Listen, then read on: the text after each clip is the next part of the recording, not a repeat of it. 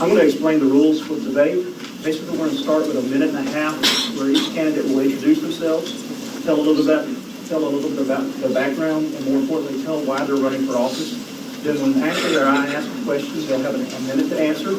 Our timekeeper will signal when they're approaching the end of the time, at which point, if they're mentioned during if an opponent is mentioned during the answer, we'll allow 30 seconds for rebuttal.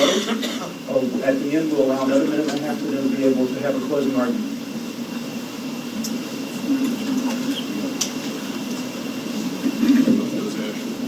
Gentlemen, thank you so much for being here. Welcome to Hall County, and we want to get started with opening statements. I will call on you one by one. For those in the audience, the questions today have been solicited by the Hall County Republican Party, as well as some questions have been generated by myself and my co-moderator, Joe Schuler.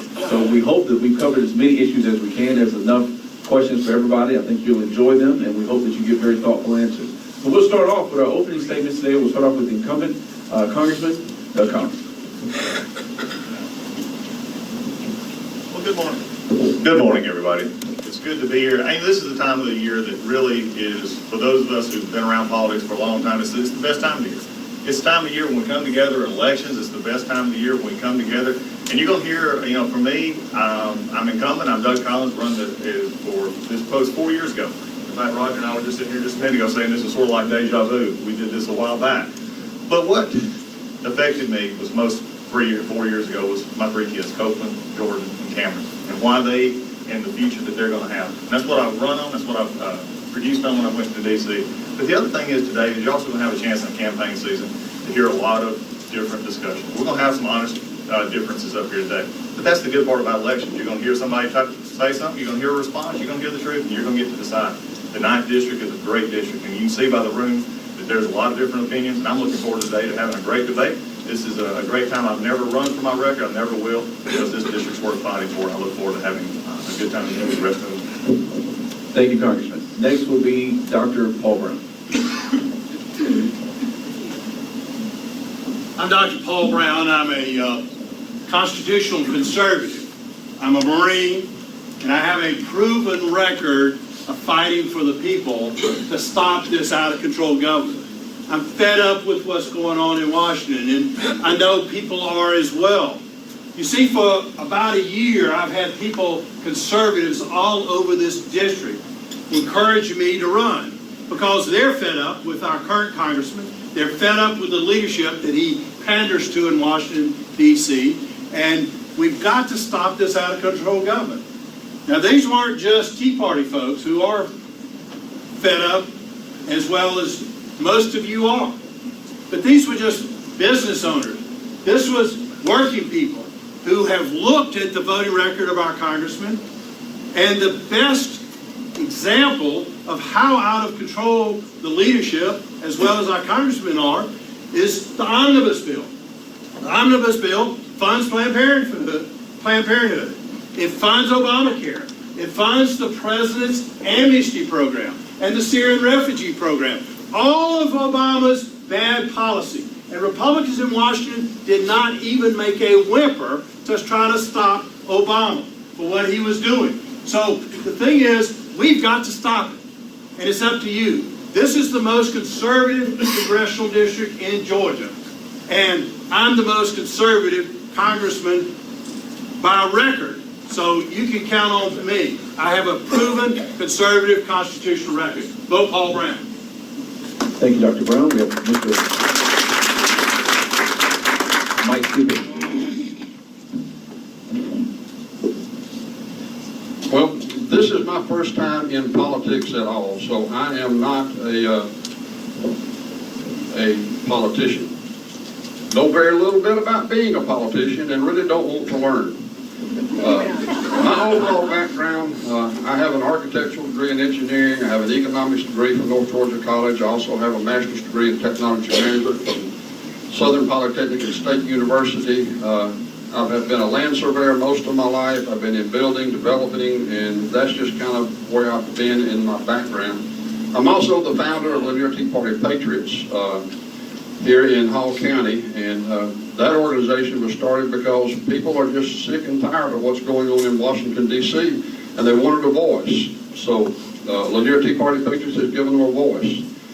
The reason I'm running is this right here. It's the Constitution. And I am absolutely sick to my stomach watching what goes on in Congress, watching votes that come up like the omnibus bill that has all manner of unconstitutional issues in it, and watching our people up there vote for it. We're never going to take this country back to its founding principles until we go back to this document right here. This is critical in the life of this nation.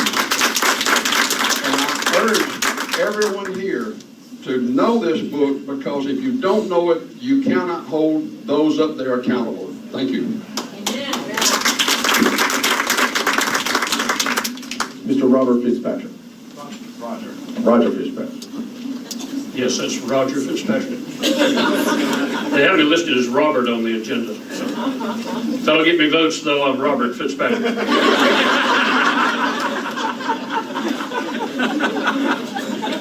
I am a former Marine, retired elementary school principal in White County, former school board member in White County, currently teach at Gainesville Homeschool Academy here in Gainesville, and I currently work with Georgia Mountain Education Charter High School. So education is a big part of who I am. Why am I getting into this? I have a love for this country, and it runs deep. Greatest nation on the face of the earth. From its inception, when our founders put together this formula that allowed us to become that exceptional nation, the great experiment. I'm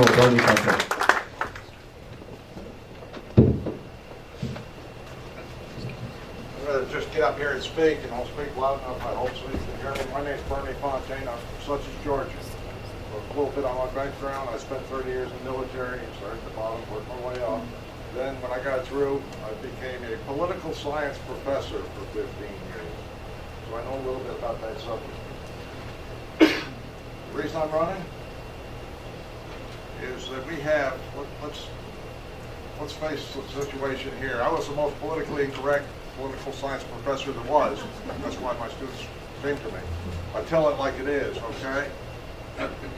Washington, under the Obama administration, has put us in a downward spiral, and we're heading straight for a cesspool of socialism. That's the way I put it. Now, what has the Congress been doing about it? Nothing, and that's why we have some citizen candidates here. Let me explain. We have some professional candidates, and we have some citizen candidates. A citizen candidate is one who foregoes getting a new car next year to run for office, and then goes through all the rest of it. Amen. We want to see change in this government. I got 10 seconds left, and all I ask is that you look at each person's record and vote for the most qualified, most experienced person there. Not a voting record. Thank you. Thank you, General. 30 seconds for the responses and keeping it to the time. I'm going to start with questions dealing with taxes. And Representative Collins, this question is for you, but it's also for everyone else to speak to what it is they're going to do. During your time in the House majority, could you describe what legislation you have passed to reform our nation's broken tax system? And for the other candidates, if you would consider what legislation you would support, and how do you see reforming the tax code?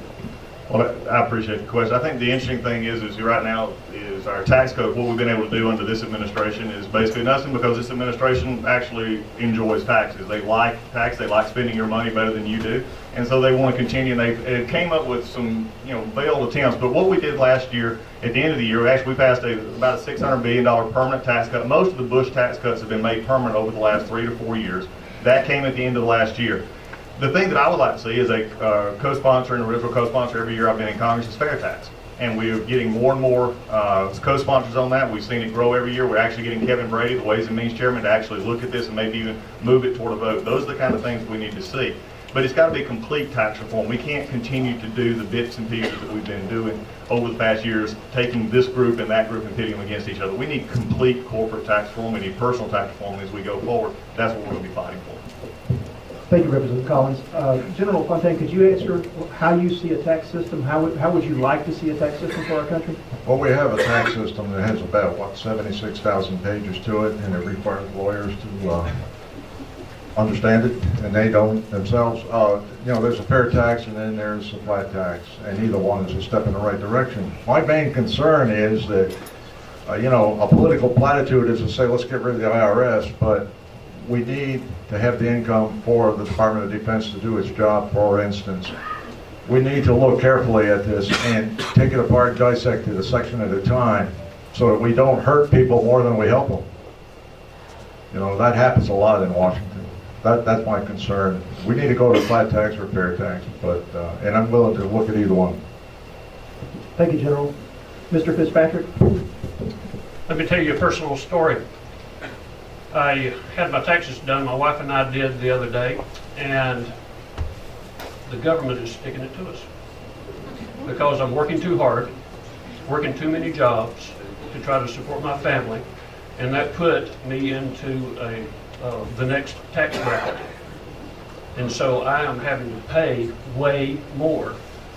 We are having to pay way more than what we had to in past years, simply because I'm working too hard.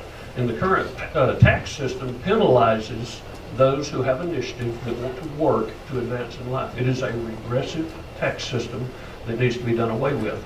I would be very much in favor of the fair tax, where you get to keep 100% of what you earn, and you, by choice, determine how much you are going to spend by how much you buy.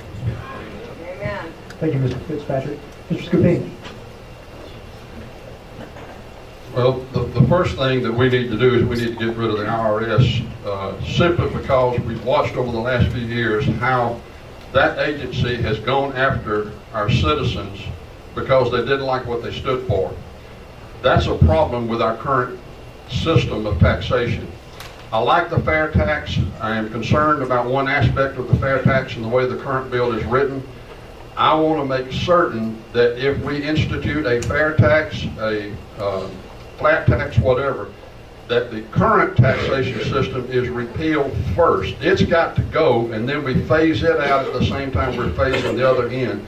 And when I read the current bill, I don't see that wording in there. It's very unclear to me that that's going to happen. So I want to see the wording changed in the bill so that we can actually do this and phase out the Internal Revenue Service to save the citizens all this trouble. Thank you. Thank you, Mr. Scupin. Dr. Brown? Dr. Brown, could you stay behind the stanchion like everybody else, please? I like being close to the people. Because I represent the people, I understand. not the establishment in Washington, D.C. Okay, I'm an ardent supporter of the fair tax. In fact, I've spoken for it. I've promoted it all over this state, actually. And Mr. Scupin is correct. We've got to repeal the 16th Amendment, and that's the only way to get rid of the IRS, which I want to get rid of the IRS. When I was in Congress, I wrote a bill called the Jobs Bill that would lower taxes to zero on corporations. Who pays those corporate taxes? You do, through increased cost. So my bill, the Jobs Bill, reduces corporate taxes to zero, death taxes to zero, capital gains taxes to zero, and lets businesses do an immediate write-off on all capital expenses. I asked Art Laffer, the famous economist that worked with Ronald Reagan, about what would be the economic results of that. He said it would bring manufacturing back to America. It would create millions of new jobs. We've got to leave money in your pocket, in businesses' pockets, so we can get our economy going, and that's exactly what I've been fighting for. Gentlemen, as Dr. Brown just talked about, we have the highest corporate tax rate in any developed country at 35%. At the moment, American companies that do business overseas are taxed twice, once in the country where the profits are earned and again at home. Would you support a territorial system used by other countries where companies pay taxes only on their domestic earnings to encourage them to remain or move back to the United States? We'll start with Dr. Brown. Well, I already answered that because corporate taxes ought to be zero. And in fact, that would infuse over $2 trillion overnight into our economy. $2 trillion or more that corporations are holding offshore because of just what Mr. Bell said. We've got to get the tax burden and regulatory burden off of businesses and industry so that we can have jobs and bring manufacturing back to America. And that's exactly what I'll continue to fight for. Congressman Collins. Well, I think it is exactly right. This is the problem you're seeing with inversion right now. You're seeing corporations actually leave the country because the tax system here is penalizing work. It goes back to what was said earlier. The problem with our biggest part of our tax code is it actually penalizes achievement. And that's something that America was not founded on. We're actually a country that was founded on promoting and rewarding achievement, not penalizing it. So when you look at this, it would bring the money back in. It would, and corporations right now, we hear a lot of talk right now from our Democrat colleagues who say, oh, you can't do that, you're just promoting corporate greed and corporate wealth. Here's the problem though, if any corporation right now, any board of directors actually voted to bring that money back under the current system, they could be sued for malpractice. It would be malpractice for them to bring that much money over and have it taken away from the shareholders and the folks that they work with. This is why this part of the corporate tax structure has to be changed, because right now, look at it, we got the lowest energy costs we ever had, we have more production, we got better equipment. This is the area that we need to keep working on because that is what provides jobs for this country and for America. Mr. Fontaine. General Fontaine. Just, that's fine, you can call me whatever, Bernie. It's fairly simple to me. I did a little math on this subject and found that 35% of nothing is nothing. So we're not collecting, you know, any tax in this, but what we are doing is obviously sending all these corporations overseas. And so by eliminating a tax, we're not going to really hurt ourselves that much. On the other hand, by bringing companies back here, and we need to give them incentives to move back here. Right. Incentives to move back here. We will have employment here, which is a double whammy. We win two ways. First of all, our people get jobs, go back to work, pay taxes, and they're not on the dole. So we're gaining two different ways here. So this is quite important, and what Dr. Brown said is true. You know, it's a win-win situation if we just get going. Now, the other part of this is the NAFTA and the other agreements, transnational agreements. Let's get the incompetence out of working those things, and that's it. Okay, thank you. Mr. Fitzpatrick, if you could answer the question and speak specifically, if you could, to what system you would support. I would support any system that does not penalize initiative. If you look at what corporations do, yes, I understand that major corporations, they rake in millions and millions of dollars, but what else do? They provide jobs. And when you have a tax system that penalizes a corporation to the point to where it's more economical for them to move their business offshores, their headquarters offshores, what that also does is it takes jobs away from the citizens of the United States. So we need to reform the corporate tax structure so that we are able to keep corporations here, bring those back that have left, so that we can increase the jobs that are available to the citizens of the United States. Now, the government will tell you right now that the unemployment rate is somewhere in the neighborhood of 5%, and how many of you actually believe that? It's way more. So what we need to do is have a tax system for business, whatever size it is, so that it does not penalize jobs. The idea of taxing corporations is really ludicrous if you just think about it a minute. No corporation pays the tax. We pay the tax.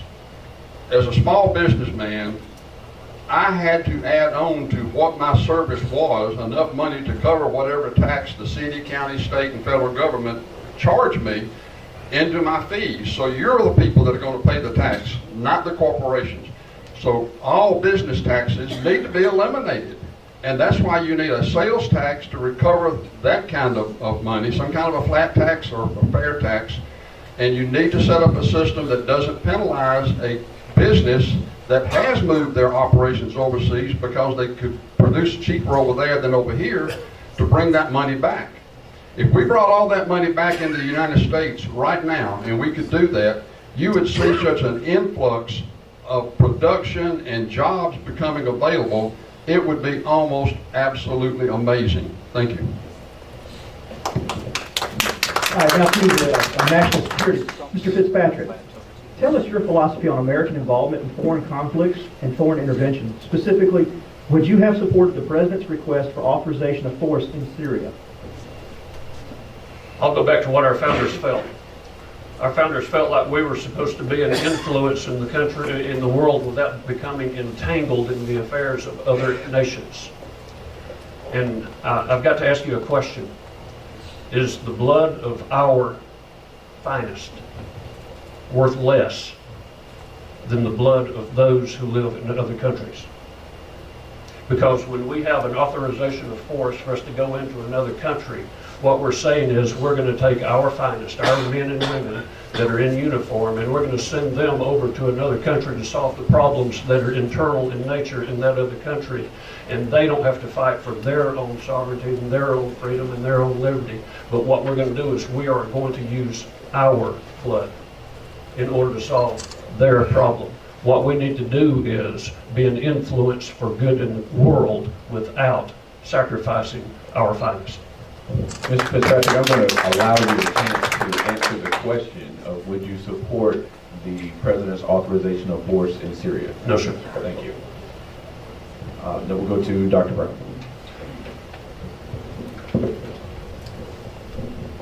America should never, America should never go to war unless Congress declares war. We have not declared war since World War II. And I wouldn't support any authorization for use of military force unless we declared war. And in fact, we could have accomplished what George W. Bush wanted to do in Iraq and Afghanistan if we just used special forces to go and help the local people do what we were trying to do. In fact, most people don't realize that it only took 200 special forces troops to throw the Taliban out of Afghanistan to begin with. But then George Bush turned their back, that administration turned its back on the Northern Alliance. We should have continued to help them and support them the resources that they need without expending all our lives. Mr. Scupin. No. All right. I would not support what we're doing in Syria. First off, I have no idea why we're there. Secondly, Congress funded ISIS rebels that are being trained in Saudi Arabia to join with the ISIS forces to try to overthrow the Syrian government. What kind of sense does that make that our country is training rebels that are going to join with ISIS and overthrow a sovereign government that is doing nothing to us? Does anybody in here understand that? I don't. If you do, I would really appreciate if one of you, maybe one of you guys here can explain to me why that was voted for in Congress. Because I do not understand it. We have no business messing in Syria's business. They've done nothing to us and we have no business being there. Congressman Collins. I think this interesting conversation is going on, and frankly, to be honest, longer than a minute answer, because what is going on here in the discussion that's being had is if we in America, this is not, it's sort of interesting because we're not having a 1939 kind of debate. We're deciding, are we wanting to be an isolationist country, run and come to ourselves, take only a chance when we need to go, or are we actually saying that we need to use not only our influence, but also our military might to take care of a situation, to work on a situation that really wants to destroy you?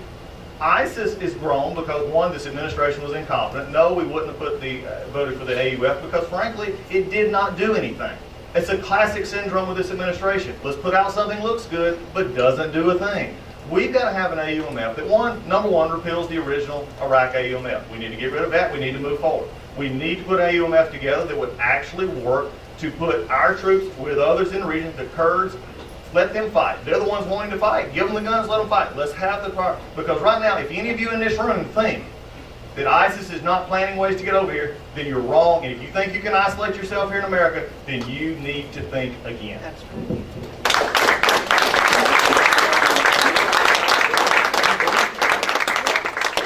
Mr. Fontaine. Okay. The answer to the question is no under this circumstance with this commander-in-chief and the situation we have. It bothers me a great deal that everybody wants to become a tactician because they know nothing about what they're talking about. I mean, we need to look at a commander-in-chief that will listen to the general officers that have been trained and worked and have bled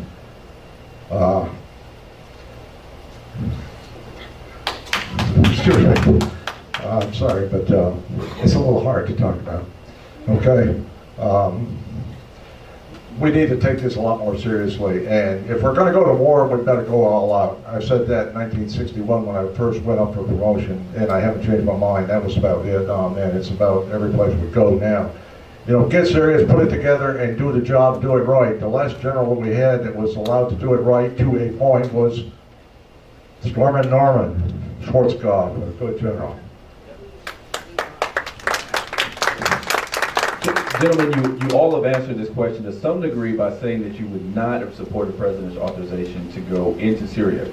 So the follow-up question is, how do you deal with ISIS? And for those that don't know, ISIS is defined as the Islamic State in Syria. So that's where they are. So tell us, what would be your strategy to defeat ISIS if they're in Syria? And how do you weigh that against your previous statement about not wanting to go into Syria? We'll start off with Dr. Broun. First thing, I wouldn't support any AUMF because, as I've already said, Congress should declare war if we get involved in any war. And the way to deal with ISIS is let's give the Peshmerga, the Kurds, the resources that they need to be able to defeat ISIS. And I certainly wouldn't have voted for the omnibus bill like our congressman did that actually brings Syrian refugees into this country. And ISIS has already said they're going to embed over 3,000 ISIS fighters in those Syrian refugees. Congress did not do anything. Our current congressman did not do anything to stop those Syrian refugees from coming to this country. So we've got to stop them from coming here. We've got to give the local people, as I've already said, the support that they need by just giving the resources that they need so that they can defeat ISIS and not have our troops there. Congressman Collins, we get an additional 30 seconds, but the original question is, how do you defeat ISIS? Well, I understand the original question. Obviously, Dr. Brown doesn't, but that's okay. The one thing is, and this is the great part about election, and I've been waiting for it. So here we go. The Syrian refugee issue, which one, by the way, we did nothing about. By the way, the House actually passed the bill that actually said we're stopping the Syrian refugees until we have dual sign-off from the FBI director and the director of Homeland Security. That was a bill passed, Paul. Yep. We did do something. When you look at that issue, then you also have to take, and you have to understand what the bigger picture here is Syria. Syria right now is not just, and I'll take the exception to the question, in the sense of the Syrian question, they are not just in Syria, they are in Iraq. They're in that Middle East area. They are growing, and they're doing it by small bands. They're doing it by small groups taking over individual areas. So this idea that you can just go in and carpet bomb is really not something that is applicable because you have like 5 intermits this group. America would never do this. Do I get a minute or a minute and a half? Do I have 30 seconds to respond to the errors from Dr. Brown? And I have a minute to answer the question. In looking at that, so what I have, I never said we should not be in Syria. We're in Syria now with special forces. There are areas where we're going to have to take, and we're going to have to give guidance, and we're going to have troops on the ground both there, because if not, you've got to understand their goal is to get here. That's why we passed the end of omnibus, actually the visa waiver bill, which says if you've been to Syria and Iraq, you can't come automatically just on a passport if you're a citizen of Europe. You can't just get on the plane and 8 hours later be in Atlanta and 2 hours later be up here in this room. These are the real situations that we're dealing with in Iraq, and these are not the bumper sticker easy answers that may some want to hear. But ISIL is a threat, and we have to attack it.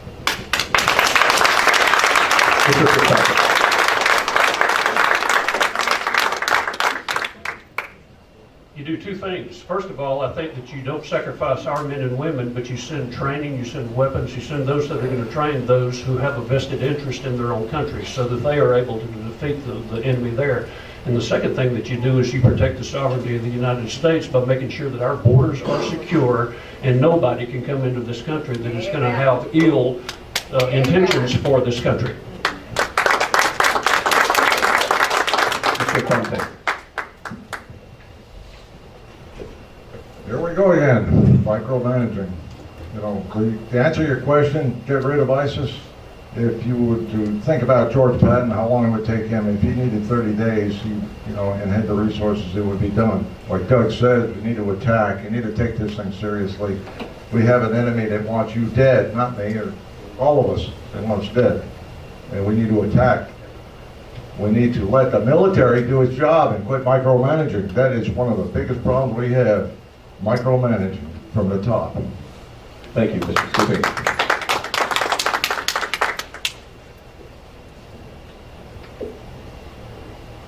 First off, if we're going to be involved in war, then Congress needs to make it clear. We're in a situation now that is very different from what we've seen in all the wars in the past.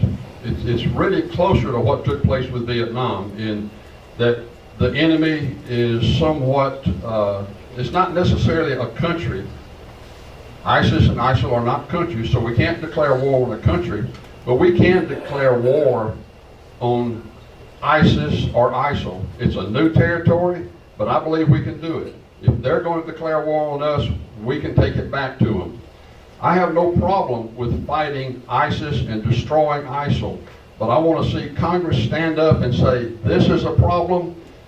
We understand the problem is coming out of the desire to establish a caliphate worldwide. I've not heard that from Congress, but that's what's going on. We need to hear that coming out of Congress. Nobody that I know of since Michelle Bachmann has even begun to approach the subject. That is critical. Thank you. I'm going to roll right into the next question because it's similar to the vein of your conversation with us. Do you believe that the current war on terror is constitutional, or do you believe there needs to be a new declaration of war to continue our current efforts at destroying terror around the globe? This is to Mike. You can follow up. Well, first off, other than when President Bush declared war on terror, I've not heard any declaration of war on terror. So if we're going to have war on terror, we need to take it seriously. Our Congress is not taking it seriously. They're trying to play games. They're playing games behind the scenes. I sat through over 12 hours of briefing several years ago, led by a gentleman by the name of Stephen Coughlin, to teach people how severe this is. Our current president has refused to allow that kind of training to go on for our CIA, FBI, and on down the line. We need that kind of training going on in our nation, and Congress has sat back and allowed this president to take it out of the training, and it needs to be brought back. We have got to stand up against this whole concept of Islam and what it means to this nation, because their whole goal is to establish a caliphate not only there, but here, and they're working on it daily. Just to reiterate the question, Dr. Brown is going to be next. Do you believe Congress needs to pass a declaration of war to continue the war on terror, or do you believe that previous resolutions and declarations of war give the president enough authority? And you do get additional 30 seconds to respond to Congressman Collins. Well, thank you for that, too. I've already mentioned we should, if we're going to have a war, we must declare war. That's the only constitutional way to do it. These War Powers Act and the authorization to use the military force is not the way to solve the problem. ISIS is an existential threat to our safety here in this country, and we must fight them. And the biggest way we can fight them is to, what I've already said, is we have to give the Kurds, the local people, the resources they need to defeat them over there. But we cannot continue to bring their warriors into this country. Now, you just heard a comment about a bill. Let me tell you what happens in Washington, folks, and explain things. They will pass a cover bill to cover what they're doing. The omnibus bill locked into place funding to bring Syrian refugees into this country. There's no way to vet them whatsoever to know what those Syrian refugees are all about. And most of them are young men of military age. ISIS has already said that they're going to send 3,000 ISIS fighters into Canada and the United States in those Syrian refugees. The omnibus bill locked into place, they're bringing here. Our congressman voted for it, and it's wrong. These cover bills are not, that members of Congress claim, aren't aren't the real thing. The funding is the issue. Omnibus funded ISIL to come here. You got to stop it.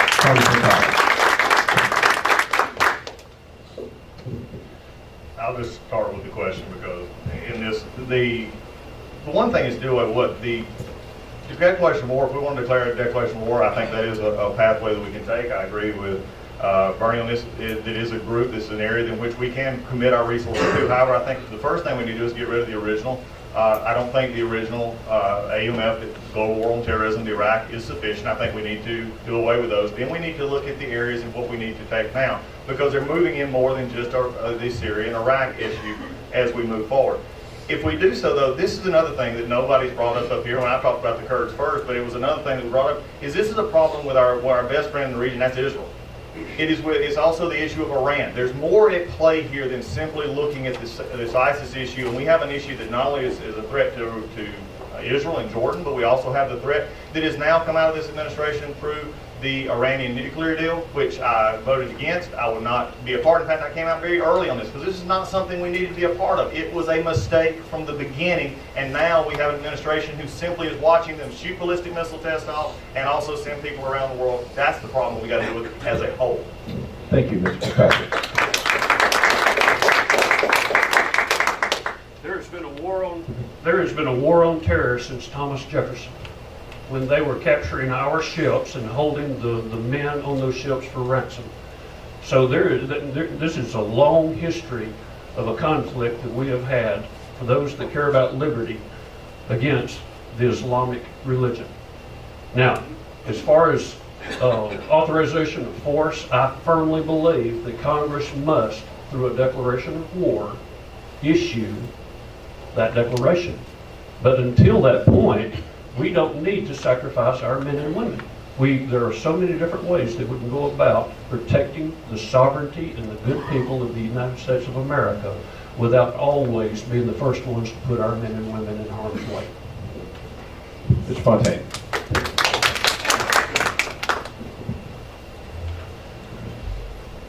It's knowing the enemy. You have to know the enemy. The person I think of is William Eden in 1803. Okay, we've been fighting the Muslims and their beliefs since 1803. That's what I think he was referring to here. We need to know the enemy. They see us as being weak.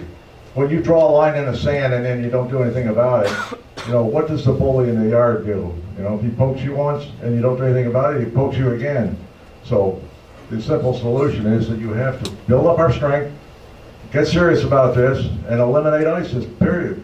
The whole thing is just that simple. It's just got to be done. And we don't need to get bogged down in micromanagement and a lot of smoking mirrors, excuse me. Thank you. Thank you, General. We have two of our leading presidential candidates offering different proposals on how to deal with the situation. Would you restrict the entry of Muslims into the country, or would you rather support the increased police presence in certain communities identified by their faith of members of those communities? Or do you have a different opinion? Yes, General.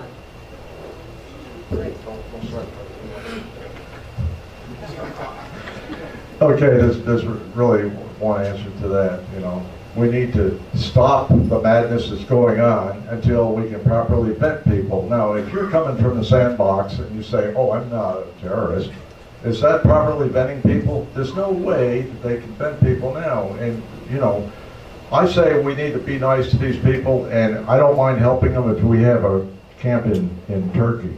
You notice that the people who are coming over here are not women and children. They're military-age men. You know, are they really that bad off, or what's going on here? So there are some serious questions here. Let's take care of them back in the sandbox where they are familiar. Amen. Thank you. So, General, just to clarify, would you ban them based upon their religion, if they're Muslims, or would you ban them based upon their place of origin? Both.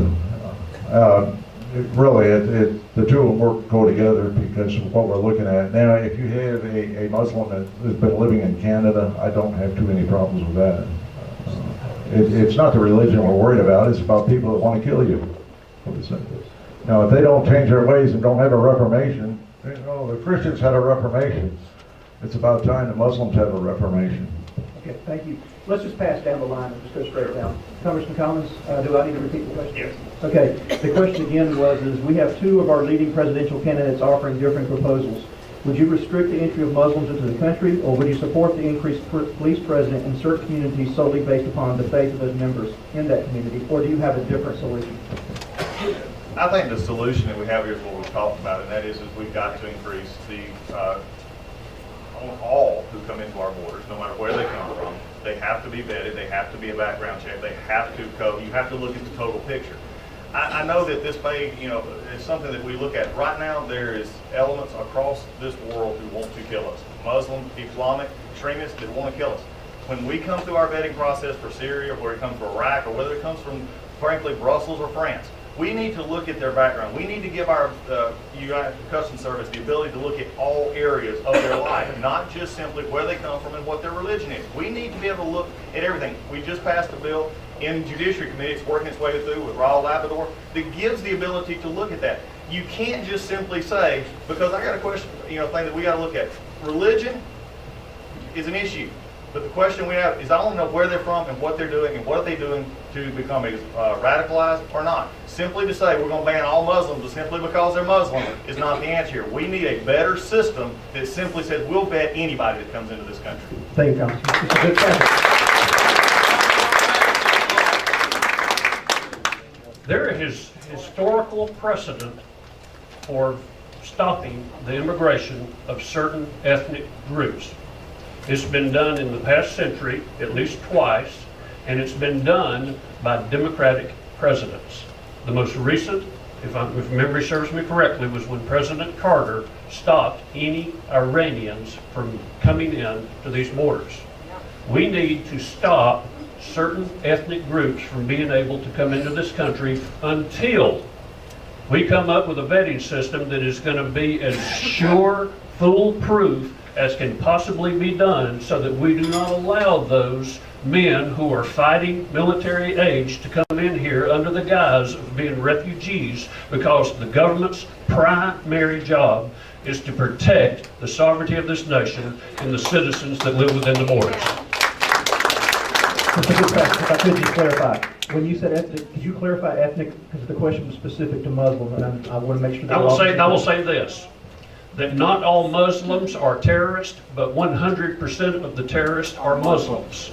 So anybody, and since we're talking about that group of people, that's primarily the war on ISIS, the war on terror, it is that group of people. You don't see anybody of the Buddhist religion or Confucius or anybody else that we're having to deal with in this war on terror. So the primary group that I would be focusing on would be those of the Muslim ethnic religious group. Thank you, Mr. Fitzpatrick. I wish I had a half an hour to address this question, because going in depth you need it.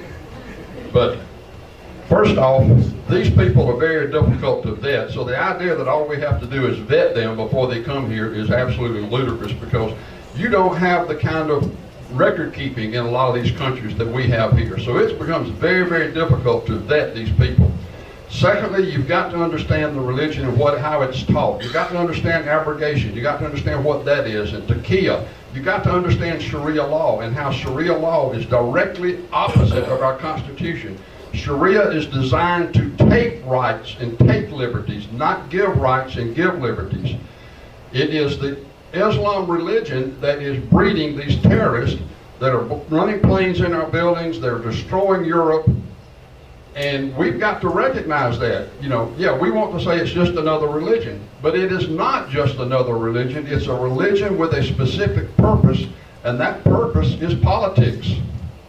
Can I pin you down on that? So you are saying you would restrict entry based upon the religion of Islam? I most definitely would restrict because of their religion of Islam. Thank you for your answer.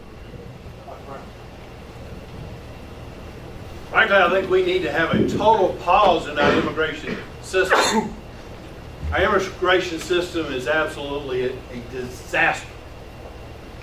And Congress has continually allowed, through funding, the Syrian refugee program. I've already mentioned that. We've got to secure our borders. That's a national security issue. We have people coming across the border who are, the government calls OTMs, other than Mexicans. We have them coming from the Middle East and from the Far East. We've got to secure our borders. We have to have a pause in the immigration system, the legal one, and we've got to deal with the illegals that are in this country. I introduced a bill, no amnesty for anybody, for any reason. And that means that we need to get a handle, as Roger says, to make this country secure. And I'll fight for that as long as y'all send me to Washington. So, Mr. Fitzpatrick, do you believe that building a wall along the U.S.-Mexican border is in our national security interest? If so, how would you pay for it? If not, how would you secure the border? There are all kinds of different materials that you can use to build a wall. You know, are you talking about a cement wall, a fence wall, or are you talking about cameras and different types of electronic surveillance? I think that all options of building some kind of a security perimeter, especially on our southern border, needs to be employed. Simply because our southern border is so porous, then how can we know coming across in the dead of night or across the Texas border, it's not going to be one of these ISIS individuals that are bent on our destruction. So I would support building some type of perimeter that would, increasing personnel that are on the border, whatever it would take. But obviously we would have to use the federal coffers in order to be able to pay for it. Thank you, sir. Congressman Collins? I think the wall is one part of a security system for our southern border. It's something that we can do. It's something we've proven we can do. It's out there. We can do that. I think the other issue, though, is it goes much deeper than that. That's some of the things we've actually put into place with increased border security, but not just at the border. This is an issue that we've got to look at further than that. We've actually worked on legislation in the House that actually increasing inland enforcement. Part of the issue right here is knowing that we can increase our inland enforcement so that once right now that have gotten through, that we have the ability to find those folks who are here illegally and be able to deal with them and deport them as we should.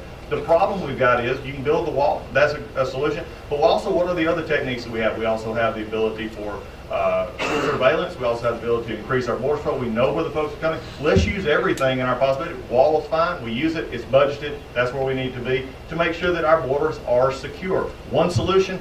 We're a nation of more than one solution. Let's find every solution to secure our borders, and that's what we need to do. Thank you. Mr. Fontaine. That's a very simple question. We need to build that wall. Now, as far as the other part, we'll answer it by sending a bill to Donald Trump. I believe is the answer to how we're going to accomplish that. But I'm here to tell you, I've been an engineer for many years, and I've built walls, and I've done closed circuit television systems and so forth, and all these things are part of a system, like Doug says. But there's another part too that hasn't been mentioned yet, and I have worked in a construction industry where we end up getting illegals that are quote contractors and are given a 1099 so they don't take any tax out. And the guy, Jose's okay, he's trying to send some money home to his family, I don't blame him. But that contractor is part of the problem, and it's time that we start enforcing the law and burn them good, because that will make a big difference. You know, if there's no money on the other end, they're not going to come up here. Now, if they're going to come up here, that's fine. Let's have a decent system like the Canadians have, where they know who's here and they go home when they're through. Thank you. Thank you, sir. Mr. Scupin.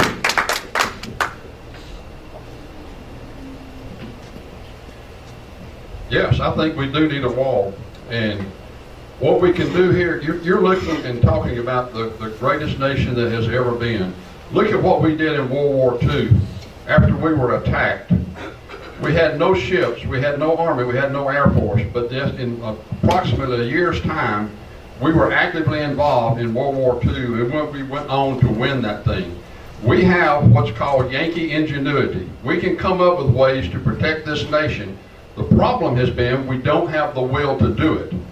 The will has not been exercised through the American people, through their vote. They keep sending the same people back to Congress.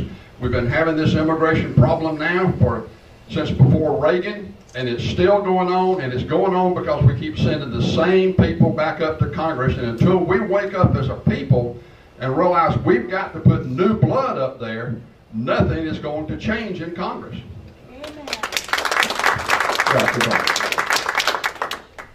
We must secure the border by whatever means necessary. I'd like to see us put troops on the border today. We can't wait to build a wall. We can't wait to build a fence. We have to secure the border right now. And we can do that. We've got troops scattered all over the world that we can bring back to the United States and put on the borders, both the northern border as well as the southern border. It's absolutely critical for our national security. We've had 4 presidents, 2 Republicans and 2 Democrats, that have both party presidents have absolutely refused to do what was in the 1986 law that President Reagan signed. It said secure the border. It said it's illegal to hire, rent to, or harbor an illegal alien. 4 presidents have not enforced the law. We must secure the border. We must start enforcing the law. And it's a national security issue, and I'll do everything I can as your congressman to make sure that happens. Dr. Brown, this question is also going to be for you. It's hard to plan for droughts, and we see them coming and going, but it's hard to have the political will to think 10 and 20 years down the road. Recently, the Glades Reservoir future, the reservoir that will be north of Lake Lanier, is running into some trouble. It looks like it could be dead as a project. So with that ruling from EPA, what do you see as the plan, as our member of Congress, of how you're going to secure water resources for our region? As far as I'm concerned, when water falls on Georgia, when God gives us water, it should belong to Georgia until it gets off the state. Amen. And we've got to hold it upstream. The EPA has been a tremendous threat to jobs and industry in this country. I want to get rid of EPA altogether. But we've got to hold water upstream. I was disappointed when I read in the Gainesville Times where the Glades Reservoir was a project that they were going to not fund here. We've got to do that. And just recently, the EPA has said that every drop of water on this country falls within the purview of their regulation. That's totally wrong. We've got to get rid of the EPA and we've got to be good stewards of our environment also, but the state can do that. We've got to get rid of this job-destroying, liberty-destroying agency called the EPA. It's unconstitutional anyway. Thank you. Mr. Fitzpatrick.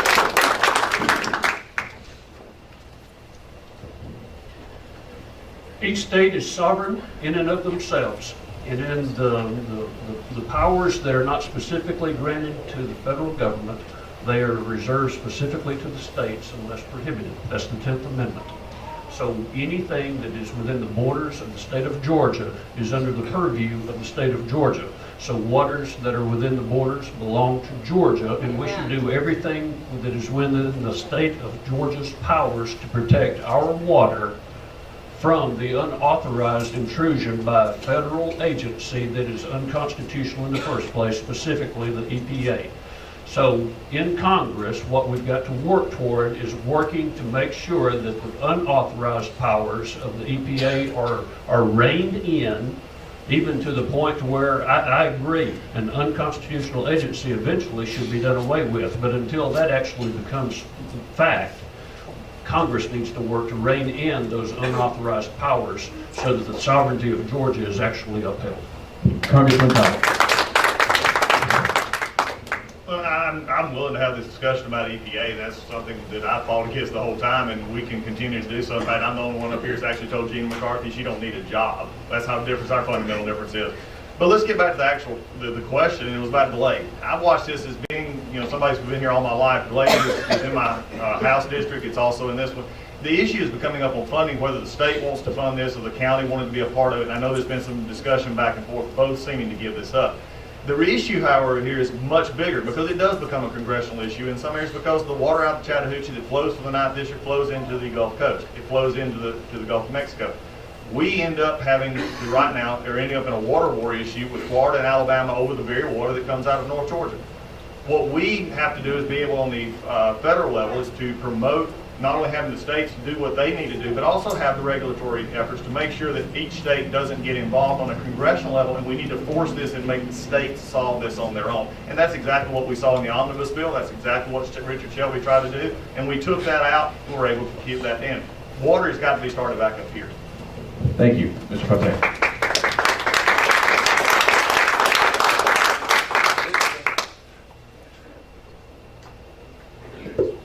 There we go. It is an interstate issue, and that is addressed in the Constitution. I used to teach it, so I can tell you it does apply. Okay. The EPA, to be blunt about it, is insane. As far I have dealt with them, and I tell you they're insane. There's nobody around here, I don't believe, that is really going to push for the EPA because, you know, tree huggers and whatever. But it's just insanity what they want. They want to keep pushing. And yeah, we need to get rid of them. Now, there are a few good things somewhere that they're doing, I'm sure, but that could be done by the Department of the Interior. We can cut down the size of government is what we're really talking about. You know, get rid of the IRS, change it to something different. We need internal revenue in the way of people to collect the taxes. We don't need an IRS that has more police officers in it than the FBI does. Thank you, sir. Mr. Scupin.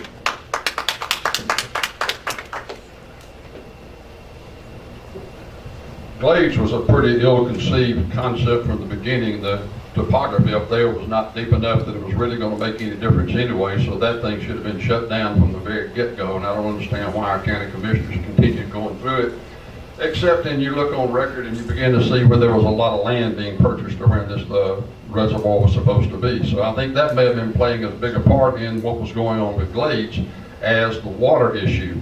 But as far as the water issue goes, you know, water that falls in France doesn't belong to Germany. And I agree with the guys that are talking about state sovereignty. You know, the Chattahoochee River heads up in Georgia. That's where that originates, and it's Georgia's water. Now, once it gets down to the Alabama coast, I mean, where it joins Alabama, you got a little bit different situation. But the problem is that we have been conditioned as states now that we turn to the federal government every time a problem comes up. States are sovereign. They need to work this out between themselves without any interference from the Supreme Court, the Congress, or the President. Thank you, Mr. Fontaine. Representative Collins, this is going to be a two-part question, and we're getting into a budgeting section of the debate.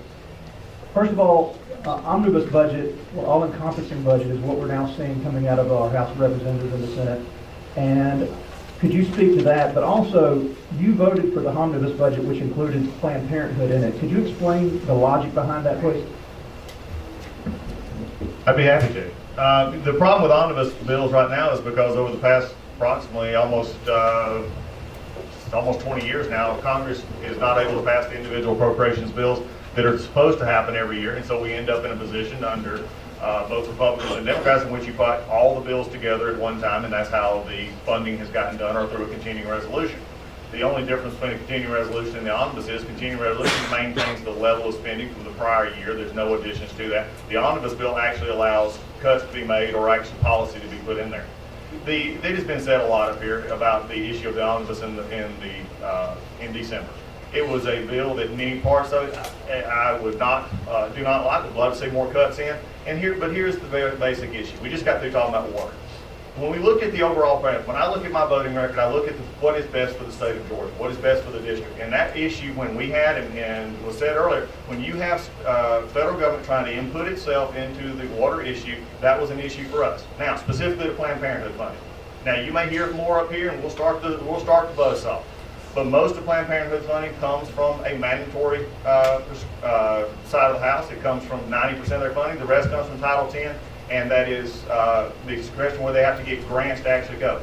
In omnibus, we put in there they could not use it for abortion. We had strengthened those ties that cannot be used in that area. And also, as we look forward in this, these are things that we are addressed in the reconciliation bill, which we sent to the president. In looking at that, it can be said, well, that president wasn't going to sign it. Well, that's exactly right. So the American people know he doesn't want Obamacare, and also he enjoys killing babies.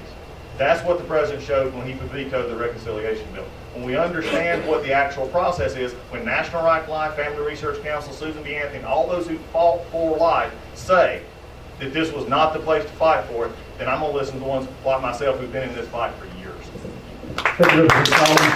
Dr. Brown, taking that seed, that information that we just received, the previous omnibus bill to fund the federal government has caused a lot of conservative concern. Would you have voted for the bill, and why not?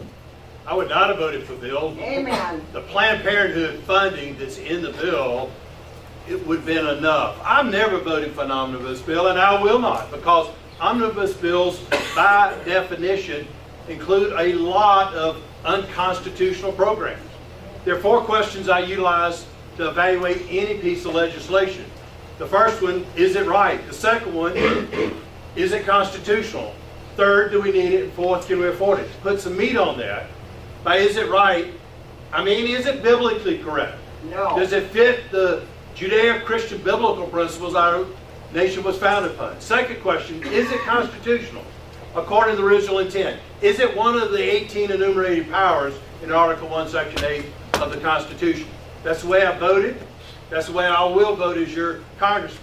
I would not have voted for that bill. I've never voted for them. And there was no reason to vote for that bill. We hear a lot of mumbo jumbo about water, but that was a bad deal if there was a deal made by Georgia Republicans to vote for it. We've got to stop this out of control government, and that's why I would not have voted for it. Amen.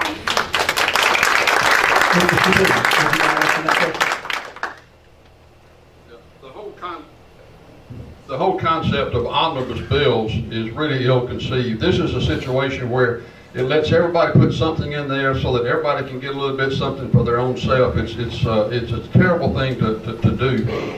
And invariably, they're unconstitutional. So I would never vote for an omnibus bill either, simply because they don't follow this. Amen. How many of you know that we didn't even have a budget process until 1921? It was modified in 1974 under Nixon. You know, the reason we didn't need a budget is because this thing right here limits what they can do. If we followed this, we could go back and we could get rid of the budget. And that is a serious thing to understand, people. The whole idea that our founders put forth was to limit what the federal government could do. The Fabian socialists in 1921 wanted a budget so that they could add things to it that were unconstitutional. They got it, and we're still doing it. I would not vote for any omnibus bill, and the primary reason is because it's been stated before, so I won't rehash it, but there's so many things that are put into these bills, especially when you have them a couple of thousand pages long, and how much time do you have to read these before you actually vote on them? So I would not vote for any omnibus bill. Each spending bill must be on a standalone, so that you can vote for the merits of that spending bill. I would also say that we need to go to zero-based budgeting, so that each agency, each spending bill, whatever the spending is for, they need to justify how much that they need from the federal government in order to be able to operate, not just take what they spent last year and then, oh, well, we need to add 5% to it because of inflation. So, no, I would not vote for any omnibus spending bill.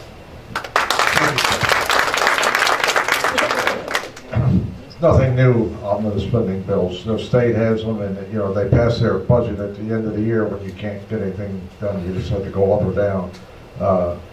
He votes for it, he votes against it. The problem is nobody's trying to fix the situation, get rid of the omnibus spending bill, and get back to reality. I've had to handle millions of dollars in budget, and I've never been over budget. And I think that we ought to get out of mismanagement, micromanagement, and get back to, the budgets are like yay thick. Get out of that business there and tell the head of the department, this is how much money you got, make it work. And, that will take care of the problem. Right now, you can't fault people for voting for or against it because, you want to vote against it because it's wrong, and you got to vote for it to get the job done. So, hey, you're damned if you do, damned if you don't. Right? Thank you.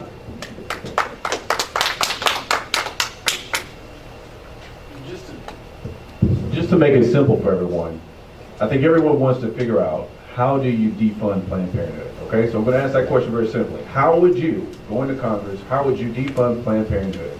And are you willing to vote against an omnibus bill and shut the government down if you cannot? We'll start with Mr. Brown. Well, I've already said I would not have voted for the omnibus bill, but we could have had the Republican leadership could have defunded Planned Parenthood by putting one simple sentence in that omnibus bill, but they refused to do it. The one simple sentence would stop mandatory spending as well as discretionary spending. And that one simple sentence would say, no federal funds will be expended on Planned Parenthood or any of its affiliates for any reason. That sentence should have been put in the bill. Planned Parenthood goes on butchering babies and selling baby parts. The American people are fed up with that. They're fed up with the Republican leadership that won't stand up to President Obama and won't stand up to Planned Parenthood. It's got to change. And that's exactly what I've been fighting for as congressman when I was there 4 years ago. I was an outsider. I did not vote for John Boehner. I'm fed up with the leadership. I'm fed up with what's going on in Washington, just like people all across this country are fed up. And I'll continue to fight to put us back on constitutionally limited government. Scupin, how would you remove Planned Parenthood from the budget? And would you vote to shut the government down if you couldn't? I think what we see is when you take into consideration what Dr. Brown just made, what his statement just made, is you see that really Congress didn't want to defund Planned Parenthood. They didn't want to do it. They could have, but they didn't want to do it. And as far as shutting down the government, I think it's about time we shut it down. They're taking our money, they're spending it unwisely. Look what happened in the 90s when the Republicans, when the government was shut down. The Republicans got one of the biggest volumes of people in the House and the Senate that we've had in a long time. It gave the Republicans finally a victory. So yeah, I think the government can be shut down, but we need a real shutdown. We don't need one where we just close the parks like we had before and things like that. So I am not against shutting the government down if the government will not wake up and do what is right and follow our Constitution.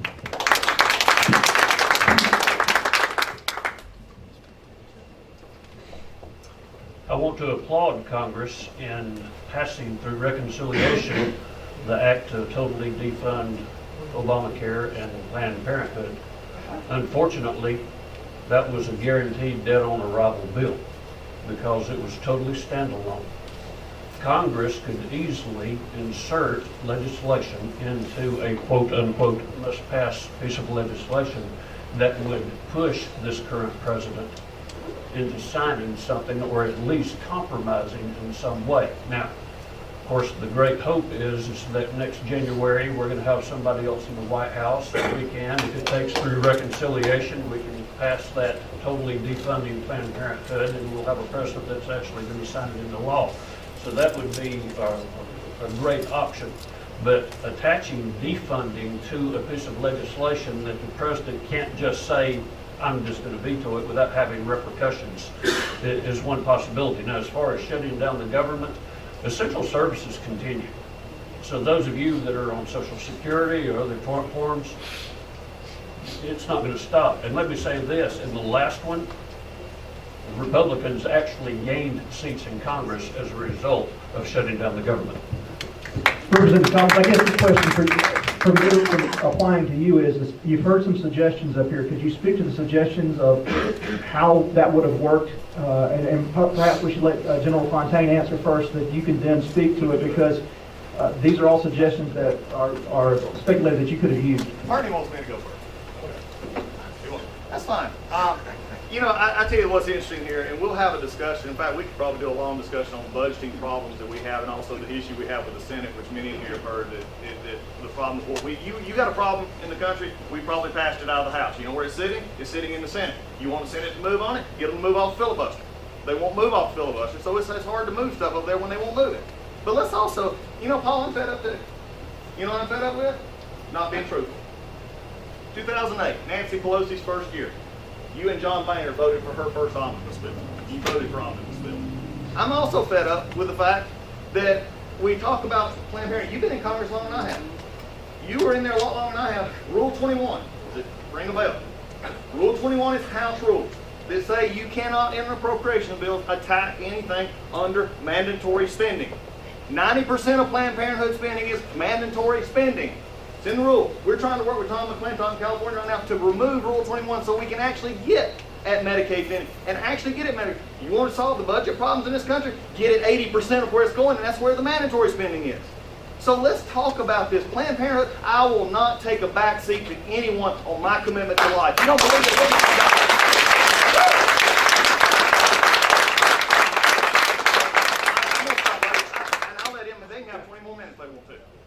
I'm the only one on this panel that has actually served on both Congress committees in the state of Georgia on the 2 abortion bills that have actually passed this Congress and down in the State House. I worked for and passed out of the Judiciary Committee and voted for in the House the fetal pain bill.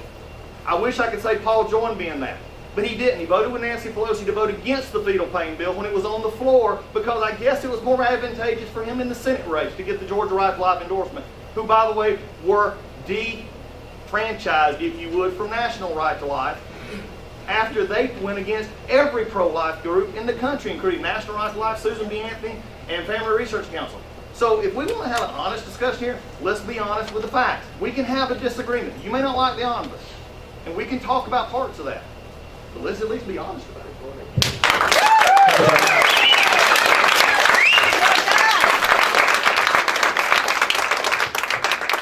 General Fontaine, let him respond because he was addressed, and I'll come back to the question. Is that okay? You want to keep it short? Okay. Let him answer, and then we'll get back. Yeah. Okay, what you've just observed is what, the liberals really want to see. They want to see the conservatives beat each other up, and you've just observed this, okay? Planned Parenthood, abortions. I don't think anybody here has a problem with saying we're against it, damn it. That's it. No, end of subject. How about, same-sex marriages and the rest of it? They love to sucker the Republicans into, beating each other up over these things here. We have more important things to worry about.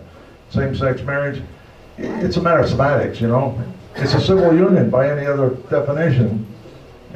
But when other people push their agendas down our throat, especially in the area of religion and morality and those things, we need to push back. And, don't get bogged down in this, okay? Is that okay? Dr. Brown, is that okay? I'm just going to tell the truth. Okay, tell the truth. That's right. Our values. Thank you, Dr. Brown. Folks, integrity matters. It Amen. really does. Integrity matters. And let me tell you the truth. The first bill I introduced in Congress was my Sanctity of Human Life Act, which defines life beginning at conception. Killing unborn babies is the greatest moral issue we face as a nation, in my opinion. Amen. God cannot and will not continue to bless this nation where we're killing over 1 million babies every single year. I've fought for those unborn children's lives. Planned Parenthood continues to butcher babies. I will not vote to fund Planned Parenthood 1 iota. Even in the ESSA bill that our congressman voted for, it funds student health clinics. Planned Parenthood can actually apply for money through the education system. And you hear, well, it doesn't fund abortions. But the thing is, it's just a shell game. Planned Parenthood moves money around, and it absolutely must stop getting your money, and I'll do everything I can to stop Planned Parenthood from being funded by your tax dollars. And we have to stop killing these unborn babies, and I'll die on a cross to do that. Dr. Brown, thank you very much for your response. We have a few minutes left, and what I'd like to do is go into management and stewardship of taxpayer funds. Mr. Fitzpatrick, just quickly, I know you ran for school board in White County and won, congratulations.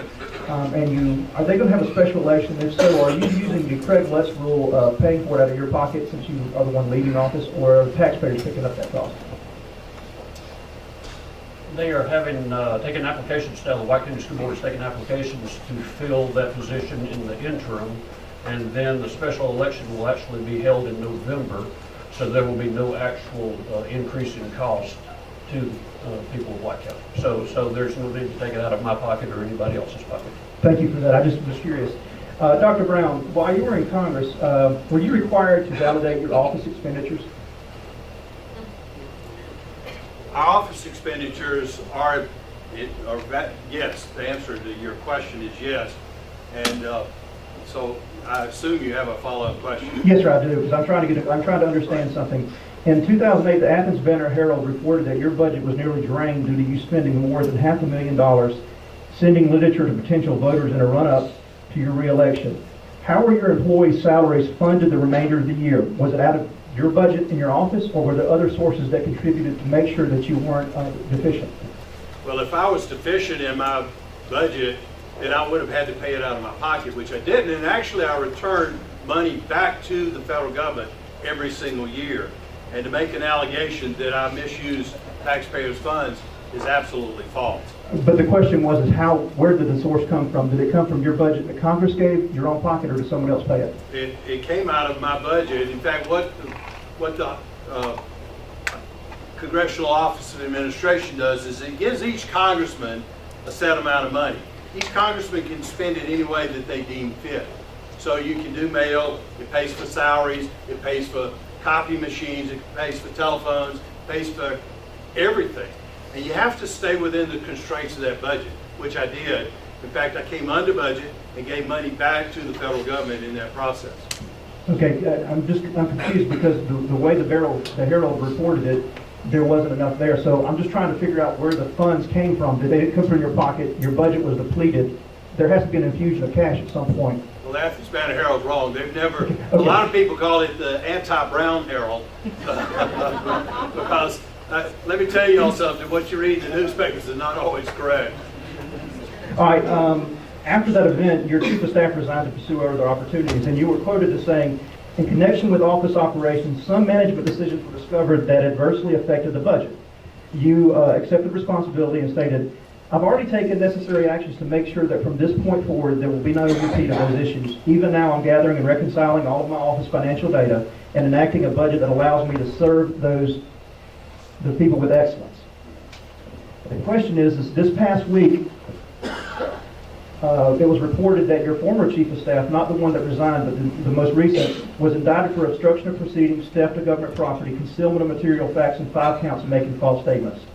Now, these charges are in connection with a different situation. Okay, those are dealing with a 2012 re-election bid where a consultant was working on your election, but he was funded out of your office. Is that what I'm understanding? Well, that's what the allegation was, but that's incorrect. Okay, all right. Last year, the consultant pled guilty, and then we had the indictment this week, and you stated you're responsible for validating your office expenditures. After the incident in 2008, please explain to the voters here how you were unaware of the use of congressional expenditures for consultants' work on your campaign when you had already stated that you would be more diligent in the future. Well, I was diligent, and what the truth is that we hired a gentleman to be part of our communications team to help me to communicate with my constituents in a better manner. We also needed somebody to help me to do the TV interviews in a better manner. So he was hired and paid over about a 2-year period of time, $43,000. And he was part of our official staff. We paid him in that capacity. And I have cooperated. There was an anonymous allegation made that we had misused our official funds, which we did not. I don't know about the indictment. I have not seen, nor has anybody in the press seen what the actual indictment's all about, except for the few little things that I've read in the newspaper, just like all of y'all probably have. But I've cooperated, and I will continue to cooperate to ferry it out. I think this is extremely important, more so than if you'll give me a minute or two. In fact, Congressman Collins took more than his time too. But the thing is, I will do everything I can to ferret out corruption. And I cooperated with the federal investigators thoroughly. In fact, I even waived some of my legal protections to do so because I knew I had nothing to hide in that process. In fact, they came and knocked on my door one day without a search warrant because I've been cooperating, and they said, "We'd like to look at your emails." And I said, "Well, that's fine, come on in, but I'll do you one better. Why don't you just take my computer altogether?" They took it away for about 3 days. Haven't worked right since. But I have cooperated with them thoroughly. All the facts were presented regarding me and my function in the office was presented to a grand jury down in Macon that I cooperated with totally. In fact, I went down there and spent 3.5 hours with them. They found nothing. There were no charges pressed against me. There was no request for an indictment against me. So there was no vote for an indictment. And the grand jury went home in February, which does exonerate me. Now, I tried to... Congressman, we want to give you a chance to answer, but Okay. it goes directly to, that's a quote that we've heard you give many times. Right. Your March 23rd, you quoted it saying it's a political witch hunt. It's been 2 years, no charges were pressed, and no indictments have been passed on. Right. Well, this week there were indictments passed on. So, Not against me. So, and this is what I want you to explain to the Right. voters today. It was your former chief of staff. Right. That's someone that's usually pretty close to you, someone who you put trust in. Can you tell the voters today that the charges pressed against your chief of staff, are you going to stand behind him, or are you going to say that you knew nothing about what he was doing? Well, if he did something wrong, I don't know anything about what he was doing. I tried to make sure and work very hard to make sure that we stayed not within the ethics rules, but not even getting close to the border of any ethics violation. In fact, I told him time and time again, let's don't even get close to the edge. He was an ethics expert and was in charge of making sure that we didn't have any ethics violations. Now, I don't know theft of property. I don't know anything about that. I did supervise him. I tried to make sure that everything that we did in our office was up and above board. And the grand jury in Macon, as well as the federal investigators, have found that I did nothing. And so that's why there's been no charges filed against me and no indictment was requested. So there's no vote for an indictment. And the grand jury has gone home. I have been exonerated. No. It's just, I'm trying to understand how you validate office expenditures, but yet this still occurred. Because it goes back to your statement in 2008. Well, let me tell you, the thing is, we hired him to be part of our communications team. As far as I knew, he did every week be a part of the communications team. That's what he did, and that's what he was paid for. His staff all the time volunteer to go and do campaign events. Bill Coakley, for instance, goes all over this district and attends a whole lot of campaign events for the congressman. And I'm sure he's going as a volunteer. I certainly hope he is.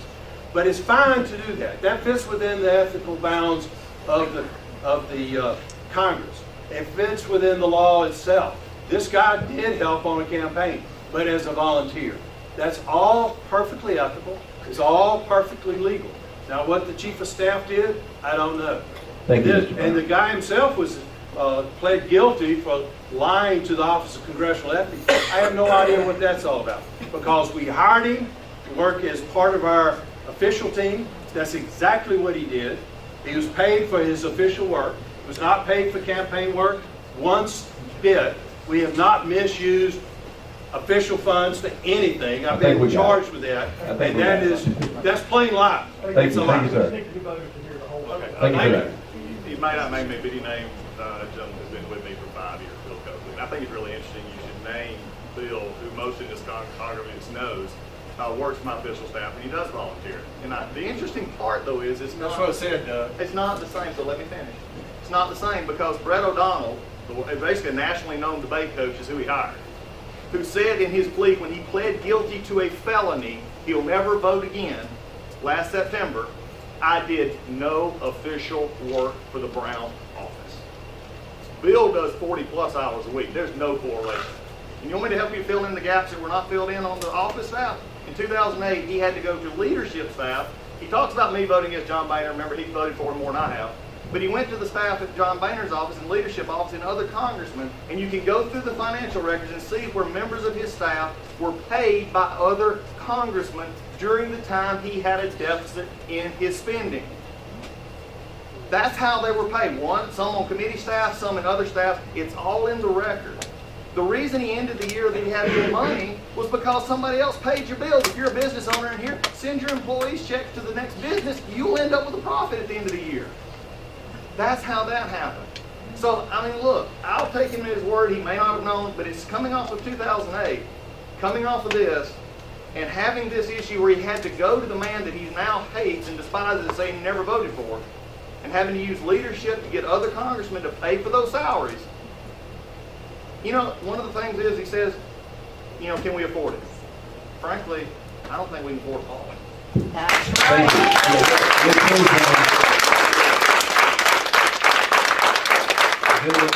Gentlemen, we'll move on. I'm sure media of the press will be here to follow up with questions afterwards. The final question of the debate is going to be about Social Security. If you can answer this question, Social Security fund has been raided. We all know it's empty, and there's the promise to the next generation is going to be available is a false one. Be as direct as you can. As a member of Congress, what are you going to do to protect and ensure Social Security is going to be there for the next generation? And we'll start off with Mr. Fontaine.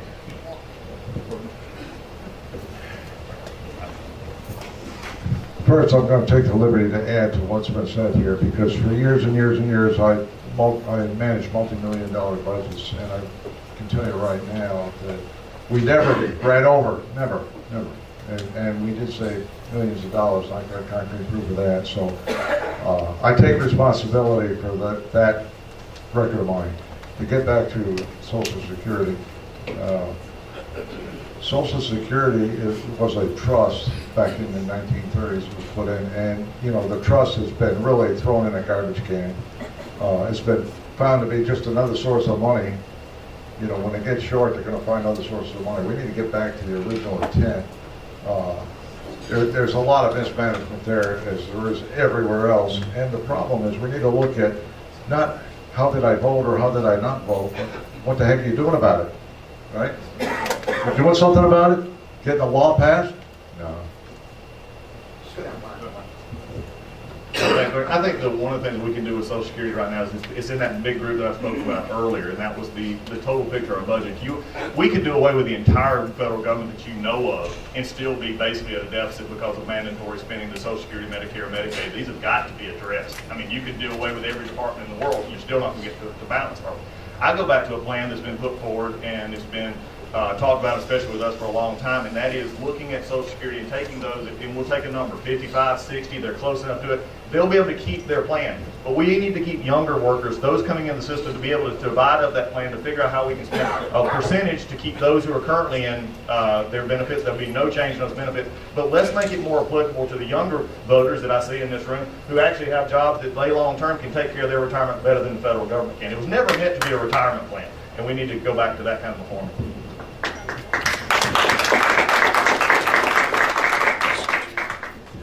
Funds that are currently in the system need to be put in a lockbox so that nobody can touch it except for the sole purpose of funding Social Security.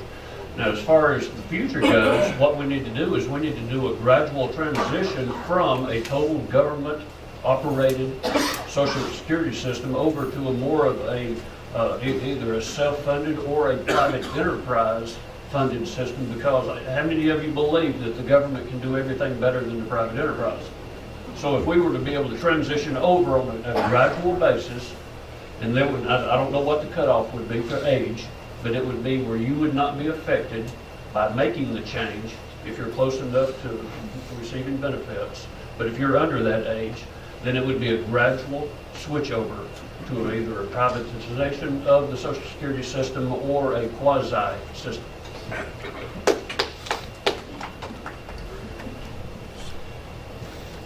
Here again, we're having a discussion right now over something that violates this, Social Security. It should have never been implemented because it was not one of the enumerated powers that we were given. But now we're stuck with it, so we've got to find a way to handle it. You need to understand what's been happening in entitlement spending. In the 1960s, 13% of our budget was entitlement spending. By 2014, it's 49% or higher, depending on what you go to look at. By 2024, the Congressional Budget Office is estimating it's going to be 85% of our budget. Folks, we can't stand that.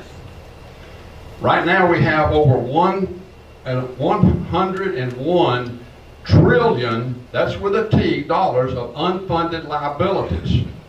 Now, you hear all the time about the 19 billion that we have, but you don't hear about the 101. We've got to get away from this. We've got to do something to take this whole system back to where it needs to be. And these folks are not going to let me finish, but there's a whole lot more that needs to be said right here. And you can go through the near Tea Party Patriots and you can hear the rest of it. Dr. Broun. Social Security as it is today is unsustainable, and we've got to make sure that senior citizens and people who are coming into Social Security can get their money back. It's your money. You should be able to get it back. Amen. Young people are never going to see Social Security, so we have to find some way to transition from our current system so that young people can develop their own retirement programs. They won't get it anyway. But I'm going to claim 30 seconds because some allegations were made here against me. Doug, integrity matters. And you just spouted out some things that were either distortions or not truths to begin with. We can't afford Doug Collins because he has voted for more spending, more government, things that's unconstitutional, things that's going to lead this country to an economic collapse. And it's just got to stop. And that's exactly what I'll do as your congressman. I'll vote on those 4 questions.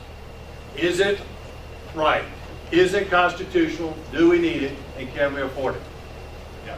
The only, I'm going to be real quick. The only thing, in Congress we do pass a lot of bills and different things, didn't answer the question, but we pass a lot of stuff. The only thing that we have, we're given a set amount of money to run our office. That is the only thing that a congressman truly has direction on. I think I've laid out the case. I don't know how to do that. And that's his only basic function. We do all the other stuff. It's a fitness to serve issue. And I think that's just what needs to be said. Gentlemen, as you prepare your closing statement, we'll give you a minute to give a closing statement, but in the meantime, while you're preparing that, we have an announcement from the Hall County Republican Party. Thank you. I would just like to thank everyone for being here, and I know everyone has enjoyed this debate. And I would also like to point out that WDUN and the Times is also doing a town hall on Monday, May the 9th at 6:30 p.m. in the Broun Downtown Center. So if you have questions, I'm not sure if they're submitting them through WDUN. Look on their website, Facebook, you will see some information out there. Thanks again. Gentlemen, if you're ready for your closing statements, we'll start with Mr. Fontaine.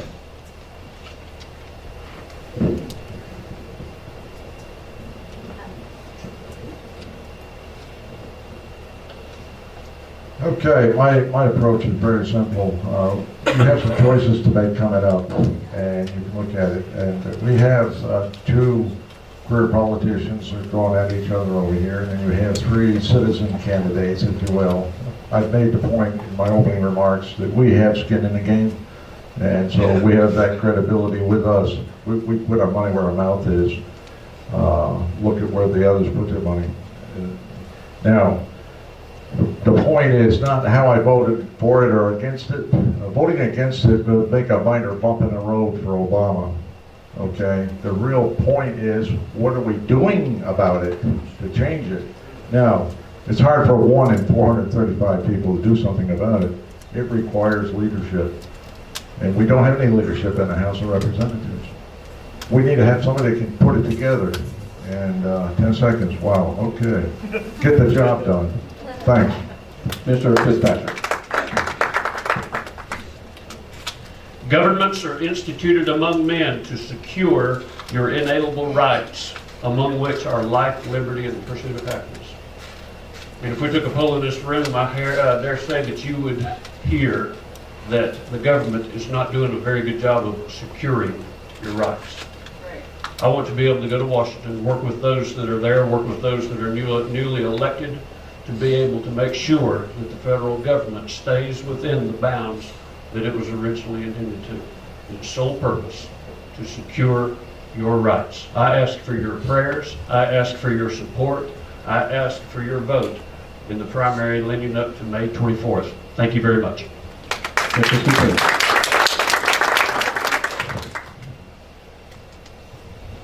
Congress is a dog and pony show for the most part, and most of us sitting back here in the district don't realize what's going on. We heard today mention Rule 21 and mandatory spending. Folks, that's a dog and pony show. They have this rule so they can't change something that needs to be changed, and they come back in here and they tell us, oh, well, it's permanent, we can't do anything about it. Folks, that's not true. They can change it. All they have to do is make the vote to do it. So the reason they're not touching any of these things is they don't want to. They're willing to sit back and let us continue down this road to doom because of our financial issues than step up to the plate and change it.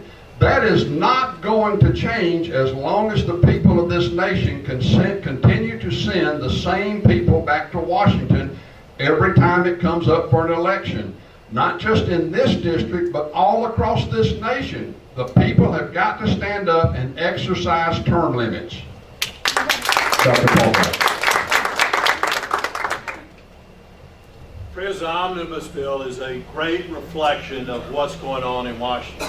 The Republican leadership worked with the Democrats to put together something that would absolutely be, you would find aghast. I don't think any one of you here hardly would have voted for it. But when it passed, Nancy Pelosi gleefully said they really gave away the store. They did nothing, absolutely nothing to stop Barack Obama and his bad policies. And every single Republican that voted for that, that's what she was saying. They really gave away the store. Right. And it's got to stop. Now, you hear that it doesn't fund abortions in the bill, but it does fund Planned Parenthood. Yes. Franklin Graham quit the Republican Party because of that bill. Amen. Huffington Post said it's a great win for Planned Parenthood. It is a reflection of what's going on. People all across this district are fed up with Republicans as well as Democrats. I'm fed up. Come join the Fed Up Express. Let's change Washington. Vote Paul Broun, U.S. Congress. I thank all of y'all for sitting through this, but I'll just have to agree with Paul. And I actually don't agree with Mike on that. I mean, we can change Rule 21. I'm working to do that because it has been in there for over 40, 50 years. It's a long thing. It's been here for a long time. But I'm fed up that somebody would come to the district. These three guys are from here. They didn't have to move. These guys have been with me and they've been against me for a while. But fed up that you come in here and tell half-truths, that you tell that to be a politician, as he is, remember he's been in Congress more than I have. Nancy Pelosi said that because she just came back from Paris where she was at the Paris climate retreat and then came back home and voted for a bill to let us send our oil everywhere in the world. She hated that. She has her own base to protect too. But I'll simply ask you this. I'm privileged to be the son of a state trooper that sits right back here in the back right there. I learned hard work, integrity, the old-fashioned way, watching him. And I've done everything I can to do the promise that I kept, Gordon, Copeland, and Cameron. I ask for your vote for re-election. If you have a question about my vote, come to me. I'll ask you. And everything I've said today about anything up here, I'll show you the documentation on it. You don't have to believe me. You can believe the documentation. And with that, God bless you. It's great to be in Hall County. Look forward to seeing y'all again soon. Thank you. Ladies and gentlemen, thank you so much for the time.